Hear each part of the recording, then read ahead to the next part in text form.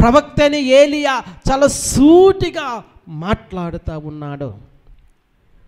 ప్రవక్త అయిన ఏలియా చాలా స్పష్టంగా మాట్లాడుతూ ఉన్నాడు, చాలా స్పష్టంగా ప్రశ్నిస్తూ ఉన్నాడు. ప్రియులారా, 21వ వచనంలో చూసినట్లయితే ఏలియా జనులందరి దగ్గరకు వచ్చి, ఎన్నాళ్ళు మట్టుకు మీరు 2 తలంపుల మధ్య తడబడుచుందురు?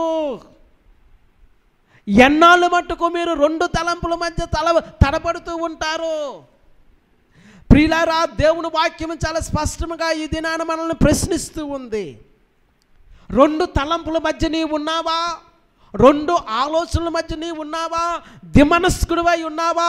దేవుని వాక్యం చాలా స్పష్టంగా బోధిస్తూ ఉంది. ప్రియులారా, మనకు కన్ఫ్యూజన్ వద్దు, క్లారిటీ కావాలి. స్పష్టంగా దేవుని యొక్క ఉద్దేశము, దేవుని యొక్క చిత్తము, దేవుని యొక్క ఆలోచన, దేవుని యొక్క ప్రణాళిక మనము స్పష్టంగా ఎరిగి ఉండాలి.